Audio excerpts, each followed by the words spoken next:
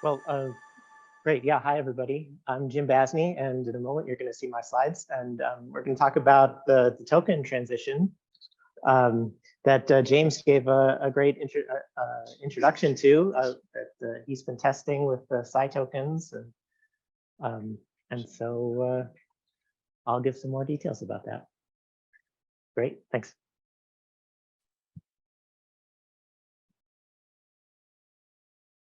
So first, why are we doing this work to transition to tokens?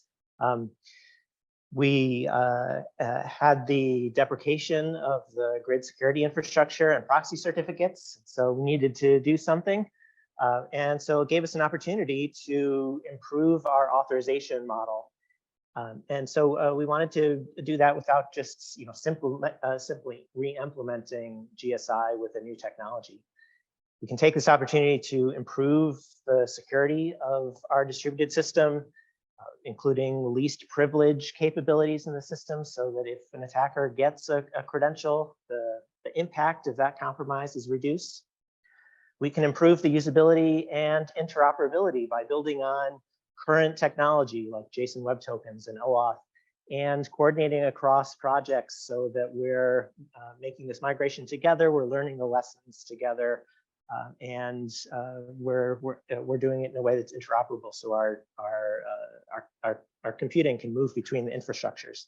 But we need to do it in a way that maintains the reliability and security of the cyber infrastructure. We can't just shut everything down and restart it with a new security authorization method the next day. So we need to have a good transition plan. So I lead a project called PsyAuth that has been focused on helping with this transition over the past 2 years. And so there's details about our project at psyauth.org. And so how have we been doing this work together? We've been having a lot of coordination meetings with WLCG and LIGO and Fermilab and others, so that we are sharing those lessons learned, discovering any issues that we need to work through. We've been having hackathons and interop fests to make sure that software is working together in a way that we expect. And to maintain that reliability, we've been phasing in the use of tokens while we phase out the use of the proxy certificates. Building on open source software, including software from the Psi Tokens project. And we've been using tokens issued by multiple issuers, examples including issuers at CERN and CLOGON and OSG, but there's many others that we've been using. And we've been relying a lot on HashiCorp Vault for token management, and I'll talk more about that. So how's it going? We've been making the transition to tokens, and I think it's been going well. So first big milestone last year was the OSG 3.6 release that transitioned us from proxy certificates to tokens in OSG. In February, Fermilab had a big milestone moving their job sub service to tokens in productions, so that now every payload job is using tokens. A few months ago in May, LIGO started the O4 observing run using tokens. They successfully migrated their core services to tokens. And then just last week, both Virgo and LIGO now have OSDF origins with Psi tokens access to proprietary data. And WLCG is on track to phase out proxy certificates and complete the migration to tokens in 2026.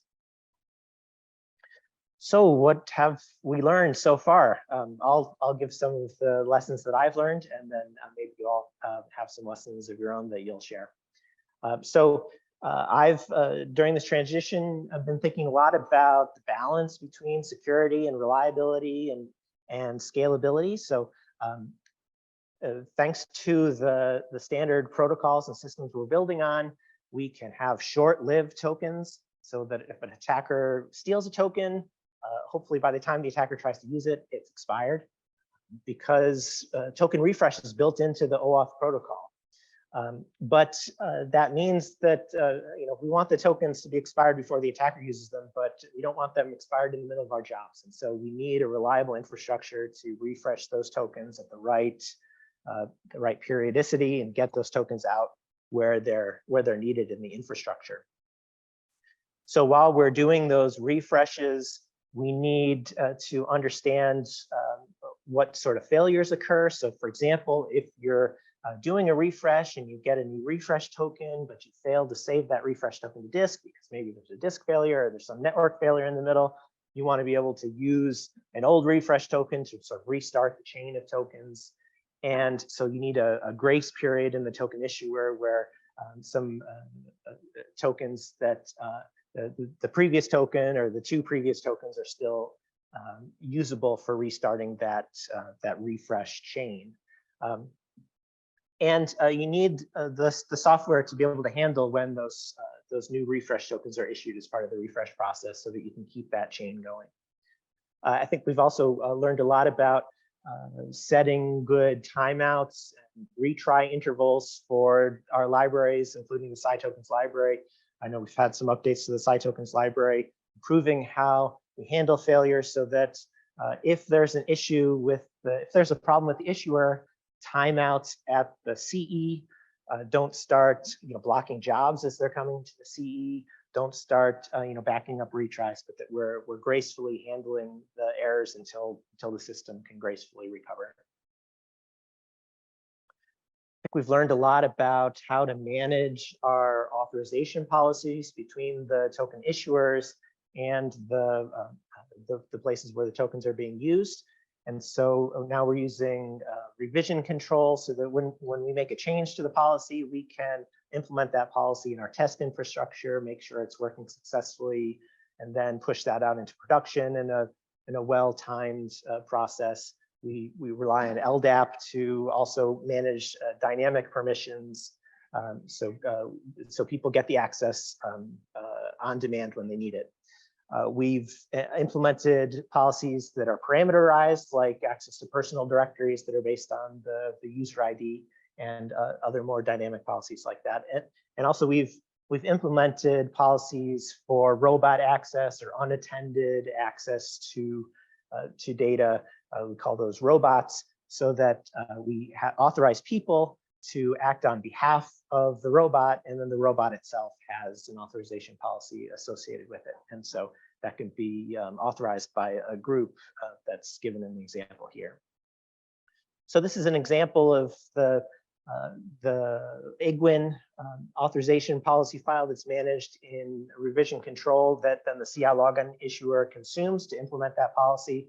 So it says what groups are authorized to get access to a read frames capability and where that group membership can be looked up. So ldap.ligo.org and ldap gwastronomy clogin.org. Here's another example of a parameterized authorization scope. And so in addition to confirming that somebody is a member of the appropriate groups to get authorized to that staging area, we're also authorizing them to write to a specific subdirectory in that staging area based on their UID.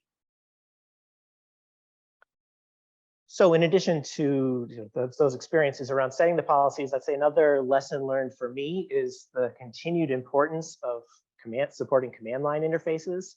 I think 5 years ago, when I thought we would, I thought as part of the migration to SciTokens, everyone would migrate also to Jupyter and Open on Demand, and we would be off. Surely 5 years from now, we would be off the command line. But I was certainly wrong about that. The command line is still very, very important. But the good news is that tools like Vault, standards like the OAuth device flow have made it possible for us to have workflows like you start the command on the command line. It checks to see if you already have a session set up with the Vault server. If you don't already have that session set up with the Vault server, then it gives a URL that you can go to in your web browser, do your single sign-on from your campus identity provider with CI logon, and then come back to the command line with the token that you need to do your computing. So we've learned some lessons and made some good progress. What's next? We need to complete the phase out of proxy certificates across all our different infrastructures. Representing the CI logon project, our hope is that everybody's going to be done with proxy certificates by 2025. That's when we plan to turn off our X509 certificate authorities so that we can focus more on the newer software stack that we're operating to issue the tokens. Also, I understand the WLCG is on track to phase out their use of certificates in 2026, which will be the completion of their migration also to tokens for authorization. I'm sure we're going to have more authorization policies to implement in the infrastructure. And so I think that'll be ongoing work. And another area of work over the next year will be additional integrations with different additional pieces, components of our infrastructure, additional applications, including the CERN file transfer service. That's been an ongoing project for us. And so we want to make sure to have that in a real good state before the WLCG data challenge next March. Also, we've got some different profiles of the JSON Web Tokens in use in our infrastructures. We have the original side tokens profile, the WLCG profile. There's also an EGI profile, the European grid infrastructure. And so we've been having some discussions about merging those. So it's a little less complexity on the relying parties when they need to interpret these tokens. So we have more work to do, but also I think it's good to acknowledge what we've already accomplished, celebrate our accomplishments to date on this migration. I think it's been a big task, and it's required effort from a lot of people across many projects, testing these components and doing the integrations. But we've accomplished big steps in modernizing our authorization systems, improving our security posture, and doing it in a coordinated way with that's minimized the disruption to the scientists using the infrastructure. So that's my presentation.